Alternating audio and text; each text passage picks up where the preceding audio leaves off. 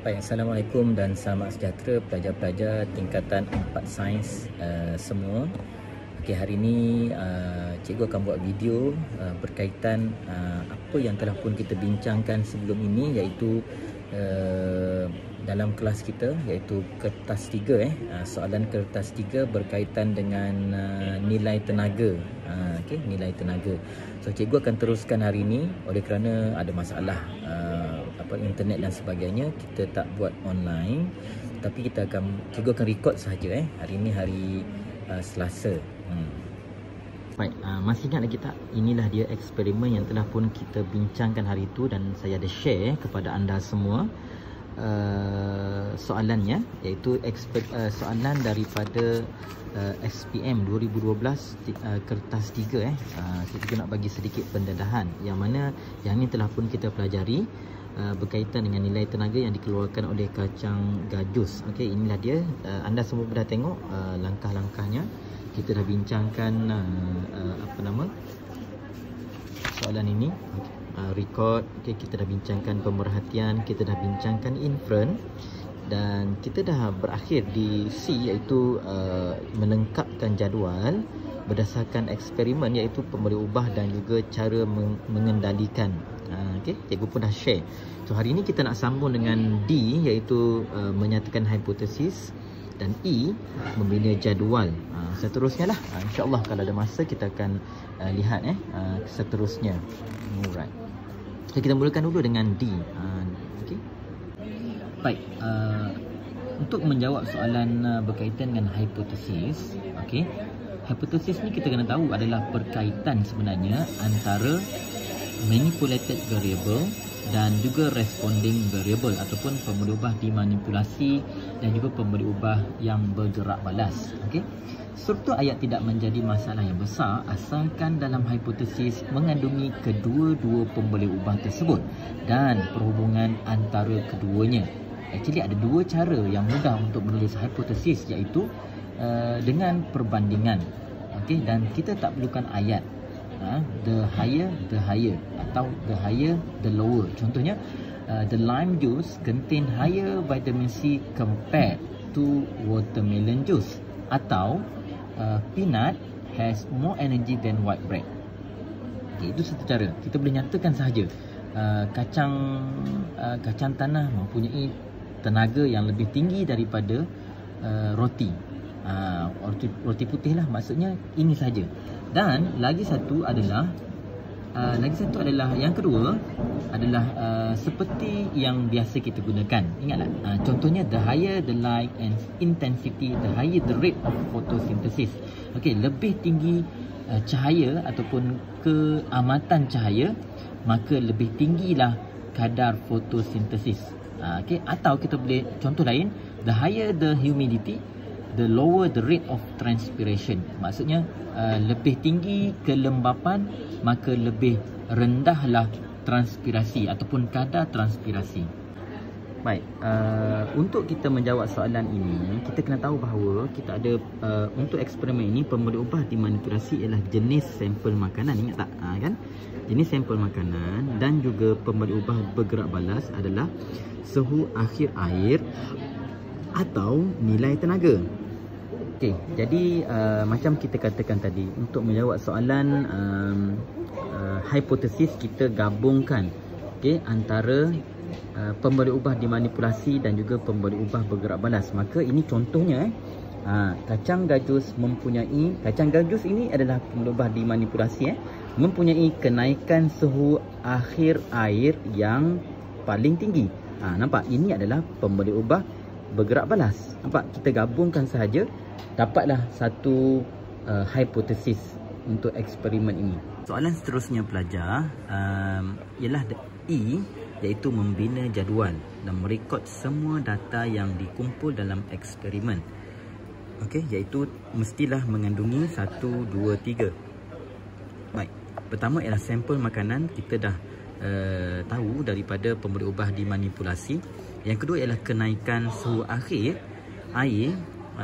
Anda kena kira, maafkan saya, kenaikan suhu air ni anda kena kira, kena tolakkan antara suhu akhir dan tolakkan suhu awal, dan juga nilai tenaga Jadi anda kena kira menggunakan formula yang telah diberi ini. Okey, setelah awak buat pengiraan, maka kita boleh isilah kita punya jadual. Okey, jadual kita ada tajuk iaitu sampel makanan, kenaikan suhu air dan juga nilai tenaga. Dan ingat, pastikan anda letakkan simbol. Okey. Okey, nampak tak? Darjah Celsius, okey, joule per gram, okey. Yang ini adalah kita dapat daripada pembeli ubah dimanipulasi daripada soalan. Okey, kacang gajus, roti kering, ikan kering. Okey, yang ni adalah kita tolakkan antara suhu akhir dengan suhu awal, dapatlah inilah kenaikannya 65, 15, 20. Dan juga yang ni adalah daripada pengiraan menggunakan formula. Kita dapati cashew nut ataupun kacang gajus ini memberikan nilai tenaga sebanyak 2730. Okey, untuk roti kering 630 dan ikan kering adalah 800. Okey, baiklah, untuk yang kedua kita kena melukis graf. Okey, dengan menggunakan data yang telah diberi, lukis satu carta bar menunjukkan nilai tenaga bagi setiap sampel makanan. Jadi kita kena gunakan apa maklumat yang kita telah perolehi daripada jadual yang telah pun kita buat tadi. Okey, inilah dia graf yang sepatutnya kita lukis. Pastikan untuk paksi Y anda meletakkan nilai daripada pemberi ubah yang bergerak balas, dan untuk paksi X adalah pemberi ubah yang dimanipulasi. Dan inilah dia graf yang sepatutnya anda dapat berpandukan daripada jadual yang telah pun anda buat sebelum ini. Baiklah para pelajar, seterusnya untuk soalan F, okey, berdasarkan carta bar yang anda lukis, nyatakan hubungan. Ingat, persoalan F adalah hubungan antara sampel makanan dengan nilai tenaga. Okey, untuk G, berdasarkan eksperimen anda diminta untuk memberikan definisi secara operasi bagi nilai tenaga makanan. Yang ini cikgu akan terangkan sekejap sahaja lagi. Okey, pertama kita masuk dahulu bagaimana untuk menjawab hubungan. Okey, baik. Untuk menjawab hubungan, okey, penerangan kepada hubungan, explain the relationship, jawapannya adalah berdasarkan graf yang telah dilukis sebelumnya.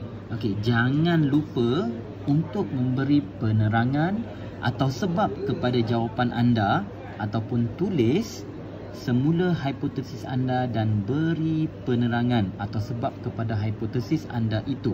Okey, so inilah kaedahnya. Jangan anda memberikan hanya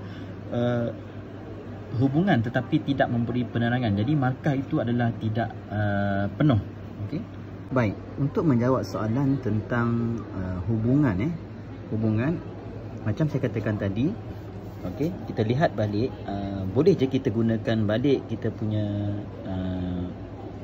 hipotesis, iaitu kacang gajus memberikan kenaikan suhu yang tertinggi.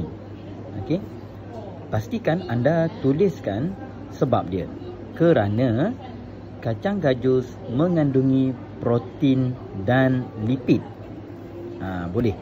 Nah, di sini ada cadangan daripada pihak penulis. Dia kata di sini roti kering mengandungi karbohidrat dan ikan kering mengandungi protein. Kedua-dua makanan tersebut mengandungi nilai tenaga yang kurang daripada kacang gajus yang mengandungi protein dan lipid.